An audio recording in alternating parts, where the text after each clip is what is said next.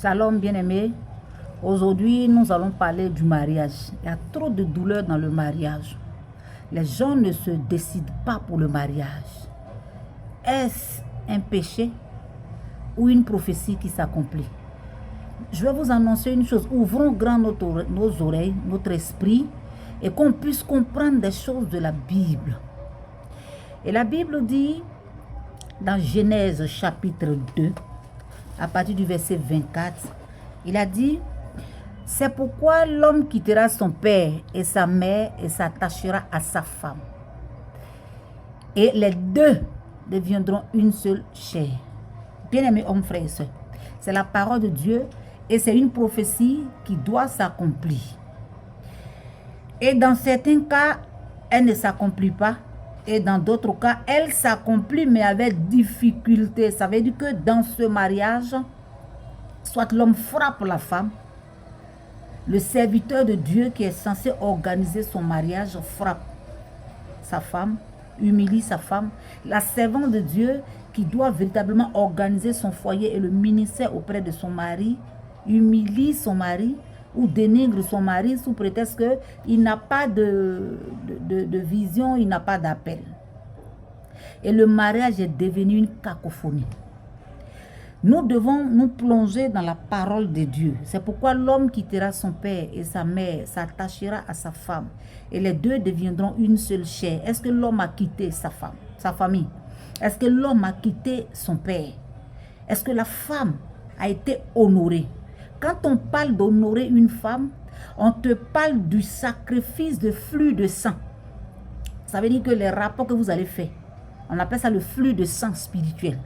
Et quand vous allez partager, il y a des dégâts, comme il y a le bonheur. Le bonheur, c'est que les enfants vont naître et vous serez en bonne santé. Les dégâts, si tu ne fais pas, c'est que vous serez rempli de maladies, de stérilité. Voilà, le diable aura accès à votre vie. Alors voilà pourquoi il y a la dot. Il y a les fiançailles, comme vous pouvez le dire, comme on peut aussi dire dot. Et puis maintenant, il y a le mariage, mais c'est la dot qui compte chez Dieu. Alors, voici qu'aujourd'hui, l'homme non seulement ne quitte pas sa famille, l'homme est attaché à sa famille. Ce qui n'est pas mauvais, mais c'est contraire à la parole de Dieu. On n'a pas dit de les renier, mais tu dois t'organiser, n'est-ce pas, pour rester avec ta femme. Et voici encore un autre sujet, on dit sa femme. Et là, Dieu est un Dieu de sagesse. Il est sage, lui-même il est intelligent. Il peut dire ses femmes, il a dit sa femme. Voici que les gens vont prendre l'exemple. Bien-aimés hommes, frères et sœurs. Sur la polygamie de David, sur la polygamie de Salomon, d'Abraham, je vais vous décourager. Abraham n'a jamais été polygame. Abraham s'est marié à une femme, deuxième femme c'était Ketura.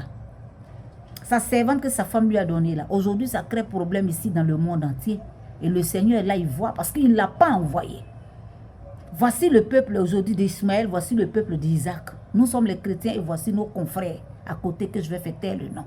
Et aujourd'hui, il y a la cacophonie. L'autre dit que c'est son Dieu qui est vrai, l'autre dit que c'est son Dieu qui est vrai. Bien-aimés hommes, frères et sœurs, la polygamie détruit une famille.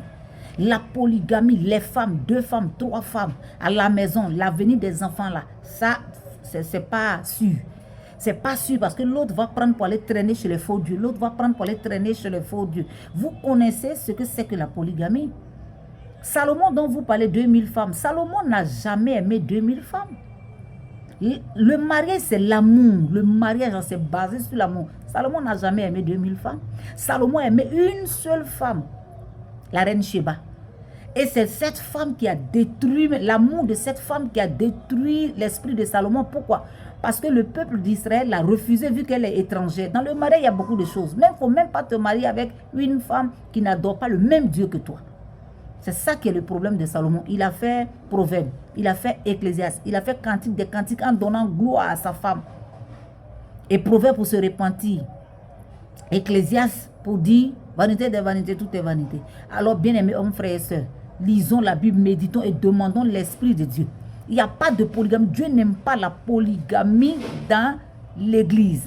Il n'aime pas la polygamie au sein de l'église. Un pasteur ne doit pas prendre 2 femmes. Souvent, ils disent, celle-là, excusez-moi, celle-là, c'est la femme de mon ministère. L'autre Dieu, je vais la laisser. Et toutes ces choses. On constate aujourd'hui le divorce.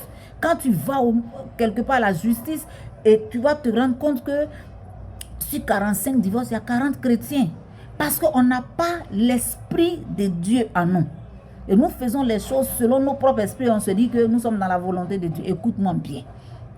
La Bible dit, l'homme quittera son père et sa mère, s'attachera à sa femme. C'est une prophétie qui doit s'accomplir. Mais pour l'accomplissement de cette prophétie, non, mais il faut rester tranquille, c'est difficile. Homme de Dieu, femme de Dieu, soyons déterminés, dévoués, aidons des gens et des personnes, des enfants que Dieu nous a donnés à évoluer. Car le mariage est difficile. Le mariage entre l'homme et puis la femme, c'est difficile. Non seulement les gays sont venus rentrer, les comme vous dites, comment vous appelez, les lesbiennes sont venues rentrer, mais non seulement c'est pas ça. Mais la Bible dit dans Ésaïe chapitre 4, à partir du verset 1, il arrivera un moment, mes enfants, attention, il arrivera un moment où le mariage sera difficile.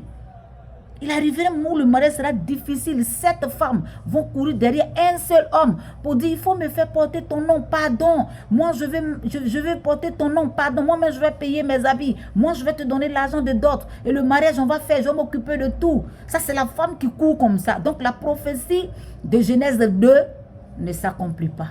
Et nous sommes dans le péché, on se plaît avec. Une femme se lève aujourd'hui, elle va faire 5 ans, 6 ans avec un homme sans l'honorer.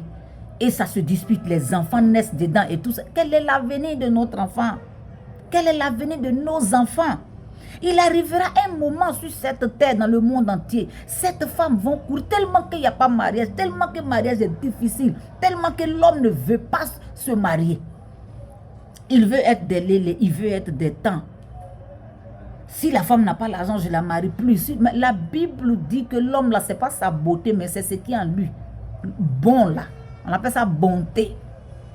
Et vous, les femmes, là, c'est vous qui devez tendre les mains à l'homme. C'est l'homme qui doit vous soutenir. Mais arrivé un moment, la prophétie, là, va s'accomplir. Parce que vous n'êtes pas rentré dans ma volonté. Vous n'avez pas attendu à ce que l'homme vienne vous sécuriser en payant le sacrifice de flux de sang qu'on appelle fiançailles et dot. Et aujourd'hui, on pleure. Je veux me marier, mon mari me frappe, mon mari me... On est devenu sacrifice des gens. Aujourd'hui, quand un homme veut se décider à se marier, on a peur. Parce qu'il te regarde en argent. 1 an, 2 ans, 3 ans, il va te sacrifier, il va avoir l'argent. Parce qu'il ne t'a jamais aimé.